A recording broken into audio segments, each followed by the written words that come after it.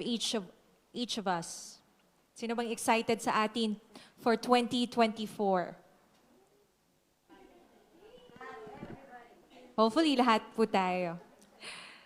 I hope you're also excited to have a new theme to study and to help nurture our walk with God. And for this month, our theme is life stewardship, maximizing God's blessings for His glory. So this month, we will seek God's revelations on how we are to be faithful stewards of the gift of life.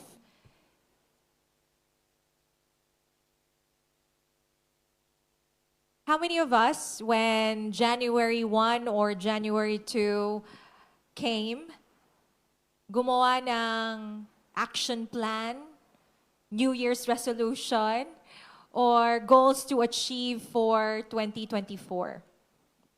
Uso pa ba sa inyo ang ito? Marami po nagsasabi, ay, wag na yan, kasi hindi naman yan matutuloy or hindi naman yan magagawa. But you know, there is a value in writing or planning for what you want to happen in 2024. And according to an article in the website sugbo.ph, it has, meron siyang 5 inspiring resolutions that we can make for 2024. Allow me to share them with you. Una, healthier living. Sino po ba sa atin dito ang hindi gusto maging healthy this 2024? Lahat tayo, siguro no. Another resolution is less utang and bawas gastos. I'm sure, even if we didn't write it down, naghangad pa rin naman tayo for financial freedom or guminhawa sa ating mga financial burdens. Another, spending more time with family and friends. Siguro iba sa atin nag-iisip, paano ba yan? Ang layo namin. Well, we have the social media. Salamat nga tayo, 1 click away na lang yung mga mahal natin sa buhay. I shared kahapon na when my parents started off here sa Hong Kong, once a week lang po kami nag-uusap. And 30 minutes kami ng kapatid ko kasi isang calling card is 1 hour. Yan. And napakamahal pa yan. So, dati, it was so hard to keep in communication with our family. But right now, friends, we don't have any excuse not to spend more time. Hindi man face-to-face time, but at least be able to reach out to those in our family and in our circle of friends. Pangapat, less chismis daw. If you remember, 2023, sumabog yung term na marites. Right? And then may mga mari-mari plus pa na dumating na it just describes this attitude that makes an issue about minding other people's business in a negative way. So sabi dito, baka naman, this year, we won't be too preoccupied with other people's business and focus on being occupied with meaningful business. And panglima is enjoy life more and have a positive mindset. Again, if we take a look at this list, we would agree na, yeah, these are things to look forward to sa 2024. These are things that we can make our goal in 2024. Kasi, who does not want to live healthily? Or who does not want to manage their finances well? And yes, kailangan talaga that we need to nurture and enhance our relationships. And, of course, for our own sanity, we must make sure ang ating mental health ay positive. Yet, as believers, as Christians, we have to ask the question, sapat na po ba ang mga resolutions na ito for 2024? 1 Timothy chapter 4 verse 8 says, For physical training is of some value, but godliness has value for all things, holding promise for both the present life and the life to come. This, my dear friends, is a reminder for all of us believers that we should not just desire temporal, physical, financial, relational goals and resolutions for 2024. We should also strive to pursue goals and resolutions that will enhance our spiritual life and relationship with God. Yan dapat po, actually, ang nagiging number one resolution natin, to enhance our spiritual life and relationship with God. So today, I would like to propose another resolution that we can look forward to and we can work for in 2024. And that is to live a purpose-filled year for God's glory. Amen? Sure kayo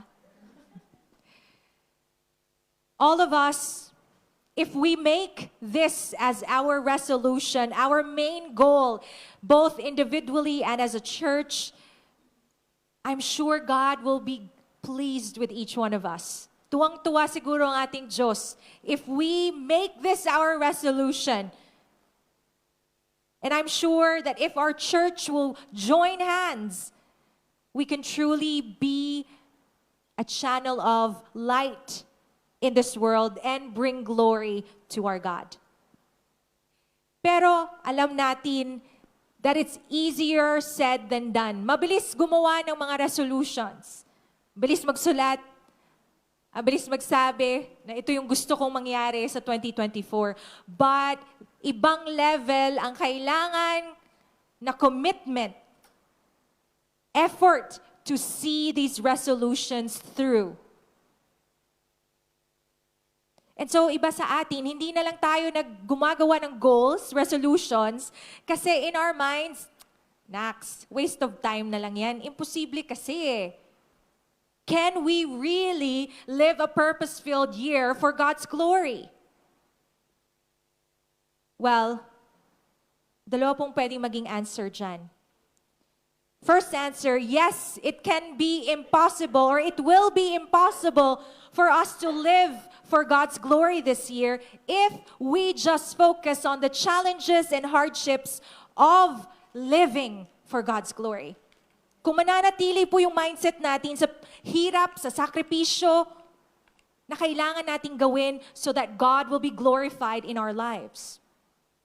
But also, we can answer, no, it is not impossible when we remember the truths we can find in the Bible. The truths that affirm that we can live for God's glory. But it also takes our willingness to do it. It's not really a matter or question kung gagawin natin resolution ang living for God's glory. What matters here, my friends, is our willingness to actually do it. And so today, we will take a look at scriptures that will help us, that will enable us to say yes to the resolution of living a purpose-filled year for God's glory.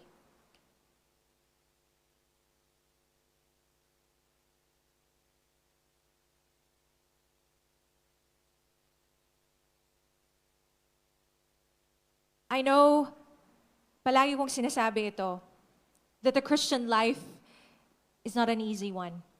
And I hope hindi kayo natatakot because of that.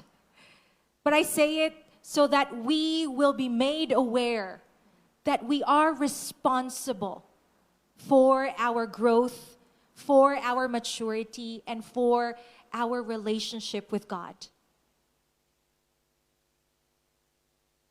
as I was reflecting on what we are going to be hearing and learning today, I was led to listen to 2 sermons by a preacher that I really like, and his name is Dr. Charles Stanley. And if you have time, you look up his preaching. Traditional lang siya mag-preach, wala siyang PowerPoint, he just speaks all throughout, but his insights, the wisdom that God gives him are so amazing. And they have helped me in creating this message for today. So you will see some of his main points in this sermon today. The heart of his sermons focused on reminding us that our journey into 2024, our desire to live for God's glory will always start with God. Alam po ba ninyo that many of us often fail to fulfill our ministry goals? Ang nais natin to serve the Lord faithfully. And even in pursuing our purpose-lived life, dahil we choose to start at the wrong starting point. It's not a matter of not knowing your purpose. It's a question of where did you start when you ask God what your purpose is. Many of us kasi, when we begin a new chapter in our lives, or when we desire for something to happen in our lives, we tend to ask ourselves, what do I want? What do I want to do? What do I want to be? What are my goals, my ambitions, my dreams for the future? It's all about us, friends. And we forget that it shouldn't be just about what we want. We should always take the time to ask God, God, what is your purpose for me? Why have you given me this year to live? Meron po ba nagtanong sa atin yan when January 1 rolled in? Lord, anong gusto mo sa 2024?